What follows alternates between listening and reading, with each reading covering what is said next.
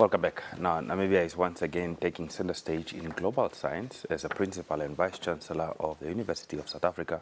Professor Puleng LenkaBula is set to visit the country. As a matter of fact, he's visiting the country to tour the site of the Africa Millimetre Telescope on Gamsberg Mountain in the Khomas Highlands. Now, this visit taking place near the H.E.S.S. Observatory will be followed by the signing of an agreement between the University of South Africa and the University of Namibia to strengthen collaboration on this groundbreaking project.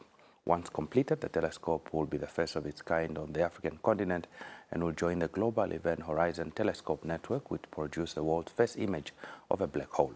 Now, to tell us more about the significance of this visit and what it means for Namibia and the continent, we are joined by Professor Dr. Kenneth Matengu, UNAM's Vice-Chancellor, as well as Professor Dr. Puleng LenkaBula, UNISA's Principal and Vice-Chancellor. Good morning to the both of you and welcome to Good Morning Namibia. Good morning. Good morning. And good morning to the listeners. Okay. Professor Kenneth Matengu, perhaps let me start with you in terms of the significance of hosting this event and telescope of this nature. What does it mean perhaps for the University of Namibia, the continent, and also for Namibia as a whole? Thank you. Thank you very much for the question. First of all is to say the Event Horizon telescopes are spread across the globe. And so far, Africa hasn't had the spot, so we have had a gap in the collection of science around this in terms of the scoping the black hole. So this is very significant now that we are able to do this as a continent, in that it means that that gap is now being closed, but also that this will be the first of its kind of a millimeter telescope radio wave on the continent. And for UNAM and for Africa, and I believe also for South Africa, it means that we will be able to be part of a group of scientists that are creating knowledge. So we will not be just consumers of knowledge, but we will be co-creating, and it allows us to take the lead in scientific discovery and talking the movies of the black hole. Movies of the black hole. Yes. Now, Prof, maybe what motivated UNISA to possibly partner with the University of Namibia? I'm sure, could you have chosen another partner? Why specifically did you choose Namibia in terms of this Africa Millimetre Telescope project and the strategic value of this partnership? What does it hold? Thank you very much for the question and for inviting us. We're quite appreciative to work with the University of Namibia because it's one of the foremost universities with great science in multiplicities of areas. We already have a partnership that helps us to enhance veterinary sciences, especially taking lead from Namibia. We also have our own academics engaging on how to expand science, research, innovation in multiplicities of knowledge areas. However, as Professor Matengu would have said, the idea of being the first universities in the region and in the continent to collaborate with our partners from other geographic horizons has become even more urgent for the quality of science that has to be produced by ourselves as Africans. The second aspect is that the geographic location of the Gamsberg Mountain makes it easier to do this research. And therefore, we should be appreciative that this location in Namibia will allow science to flourish, and especially science where, as Professor Matengu would have said, there's already a gap. And we will therefore be producing the first scientists to do this type of work. Actually, one of the first comes from Namibia, a young postdoctoral fellow at UNISA, but Namibian. There are about 5 or 6 scientists in this area from the continent, and they are both located within UNAM and UNISA. So we need to support that. You support that. Prof, perhaps maybe building on Prof's question, talking about the quality of science improving. And by the way, congratulations on the ranking on the University of Namibia. in terms of this quality of science that we are looking for to this project, how will it benefit perhaps, the University of Namibia and also researchers perhaps in terms of training, skills development, postgraduate studies? Professor was referring to a Namibian that is now at UNISA. Will they have an opportunity possibly also participate in this initiative that the two universities are embarking on? The potential is immense. We should remember that for 50 years, this particular site has been known as being the top in the world. But it wasn't realized, and it has taken a lot of effort between ourselves and other international partners to make it possible. And as she indicated, at the moment there are only 2 students who are specializing in radio wave astronomy on the continent. And the postdoc that she referred to is a Namibian, and the one who is doing, his name is Lord France, and the one who is doing his PhD now is Hiko, and they're all Namibians. And the senior guys, one is at UNISA, and professor. And so this is very scarce skill. But the most important in terms of reacting to your question is that astronomy is a foundation of STEM. So those who will be doing this astronomy, they can venture into many, many, many different kinds of areas.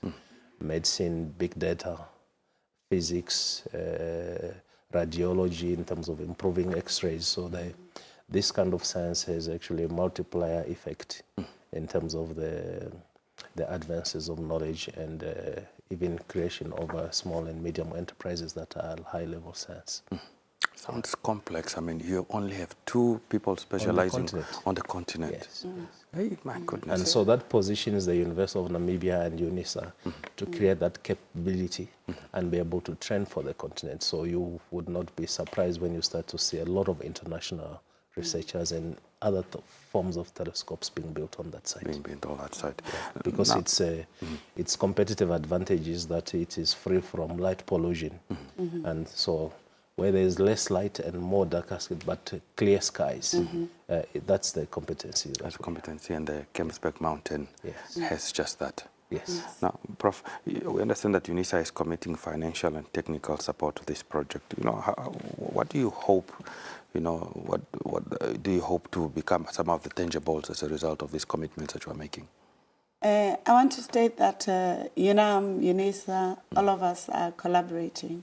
We bring multiplicities of resources as part of anchoring and catalyzing the work and the science and the scientists that must be developed to create a competitive edge for the country, our countries, our continent, in the science that's necessary. It's not just in astronomy, as we were asking our colleagues of space sciences, that we will benefit. It's also in understanding the geographies, the histories, the biotic materials within the mineral resources. So there's also an opportunity for intersecting research outcomes. And therefore, we hope that by producing the next generation of professorate in this area who will go on to produce products, processes, and people who do the sciences, we will have contributed. But it is also a demonstration that as African universities or intellectuals, we should invest where our hearts, our homes, and our communities are. We should not wait for investments from others. So it's eradicating that notion of dependencies from donors, but demonstrating our commitments as leaders within the knowledge areas that we are prioritizing the sciences that will shape and transform our countries, our continent, but also continue to bring in the best science from Africa into the world. We're not just consumers, as Professor Matengu was saying. So it is important for us as vice-chancellors in this continent to not just be asking people for money. Let's create it, let's generate it, and let's resource the higher education system. That's the idea, and that's why we thought it was important to prioritize the funding and financing of this, and we will continue doing so. Indeed, sustainable financing is very important, and the ripple effect stays on the continent in the respective countries. Now, Prof, beyond science, how will the University of Namibia, specifically the partner in this regard, ensure that maybe perhaps ordinary Namibians and young people possibly benefit from this opportunity, be it through public engagements or be it through public outreach? Are there such opportunities? There are many. First, in the last 3 years, we have been having public education and outreach programs through the mobile planetarium. We have reached over 35,000 young people in the different parts of the country, just to sensitize them about the importance of STEM, STEM subjects. And this particular facility that we have will open doors for different kind of science for our young people to be able to explore. This work of astronomy has benefits in the financing sector because of the big data and the programming capabilities. It has benefits for manufacturing because of the precision of science and the engineering. And so it really just opens up opportunities that there's greater things to do beyond the ordinary science that we do. And we're excited because we have opportunity to interact with schools, especially the young kids. But one of the things we want to challenge ourselves on is the aspect of indigenous knowledge. What does it mean in space? We have, in some cultures, we have different names of different stars, and when they are at certain positions, what it means to agriculture, to others. So there are many other things that we are going to be studying around this, and enabling our young people to take those positions and be leaders. And so we hope we can create possibilities for Africa to also have its own Nobel laureates coming out of this. Yes. Quite important, especially in the context of African political philosophy, that you are able to identify own objects, as opposed to depending on the Western... and name them. And name them. So at a high level. At a high level, and so we can document them. Prof, we understand this telescope will join the global event Horizon Telescope Network, that studies black hole that we have established. But how significant perhaps maybe is this participation in this frontier research for not only for perhaps Namibia and South Africa, but for the continent? Why does this matter? Especially perhaps maybe a Namibian might be watching right now, South African might be watching right now, and they've never considered radio astronomy or radio wave astronomy, and they're thinking, why should I be participating? Why should I be interested? I'd like to say, Professor Matengu was saying there are applications to inspire students into STEM. If you think about it, trace systems in our societies, whether radio frequency identification systems, your marketing systems where you use transponders, or your remote control systems, these are some of the applications that are real in terms of products and processes. And therefore, as we say, if a country does not have its innovation and science system strong, we will always be dependent. So the practical applications, as has already been averred to, become even more important. But it also makes Africa we have multiple resources. We should never be just an exporter, consumer science environment, whether even in the economic environment.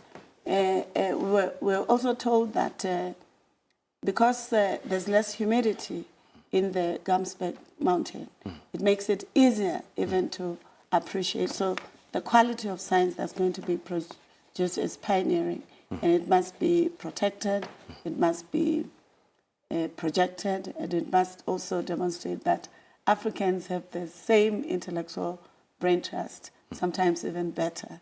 So I'm very inspired.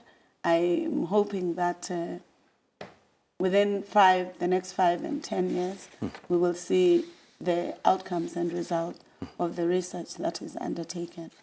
We also know that in the continent, when you invest in science, you attract international partnership support, science diplomacy. My colleague is the president of the African Association of Universities, Professor Matengu. It therefore means we also take this to the continent for more investments so that it's not just a Southern African region output, but it has a continental footprint, and we have multidisciplinary teams that could work with the core team in this work.